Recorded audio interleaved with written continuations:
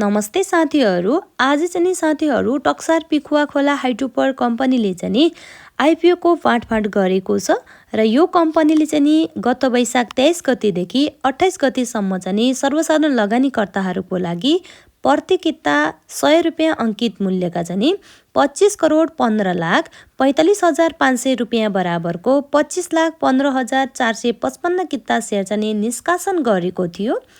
र सोमध्ये चाहिँ साथीहरू कुल 29,48,966 जनाले भने 3,37,46,200 किता सेयरको लागि भने आवेदन दिएका थिए र जसमध्ये भने साथीहरू 27,71,252 आवेदकको चाहिँ आवेदन सदर भएको छ भने बाँकी आवेदनहरू चाहिँ साथीहरू रद्द भएका छन्। यसपालि धेरै आवेदनहरू रद्द भएका छन् साथीहरू।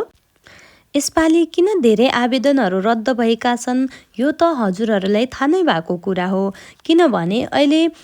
नेपाली सेयर बजारमा चाहिँ साथीहरू हामीहरूले आइपिओ भरिसके पश्चात विभिन्न ब्याङ्कहरूले चाहिँ सर्भिस चार्ज भनेर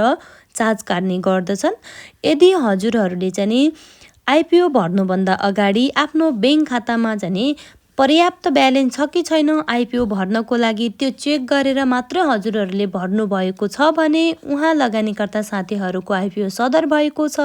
र जुन लगानीकर्ता साथीहरूले ब्याङ्क अमाउन्ट चेक नगरिकनै यदि हजुरहरूले आइपिओ भर्नुभएको छ र हजुरहरूको खातामा पर्याप्त ब्यालेन्स छैन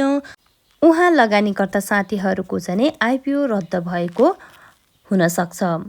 त्यस्तै साथीहरू यो कम्पनीको आइपिओमा पनि मागभन्दा बढी आवेदन परेको कारणले गर्दाखेरि यो कम्पनीको आइपिओको बाँडफाँड पनि गोला प्रथाबाट नै भएको छ। जस अनुसार चाहिँ साथीहरू 2,51,545 जनाले भने 10 किताका दरले आइपिओ हात पारेका छन् भने थप 5 जनाले चाहिँ 1 किता थप गरेर चाहिँ कुल 11 किता प्राप्त गरेका छन्। 5 जना भाग्यमानी लगानीकर्ता साथीहरूले भने 10 कितामा थप 1 किता गरेर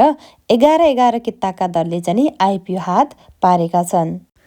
साथीहरू आइपिओको रिजल्ट हेर्दाखेरि हजुरहरूले गुगलमा गएर ipo.cdsc.com.np गरेर हजुरहरूले चाहिँ यो वेबसाइट खोल्न सक्नुहुनेछ र हजुरहरूले चाहिँ माथि कम्पनी सिलेक्ट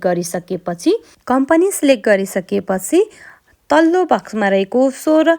डिजिट बियुआइडी नम्बर हजुरको डिमेट नम्बर चाहिँ 16 अङ्कको त्यहाँ थिच्नुपर्ने हुन्छ र तल चाहिँ इन्टर क्याप्स त्यहाँ अङ्क दिएको छ र त्यस्तै अङ्क हजुरहरूको मोबाइलमा पनि आउँछ र त्यस्तो हजुरहरूले थिच्नुभयो भने त्यसपछि भ्यू रिजल्टमा थिच्दाखेरि हजुरहरूको आइपिओ परे नपरेको चाहिँ थाहा हुनेछ।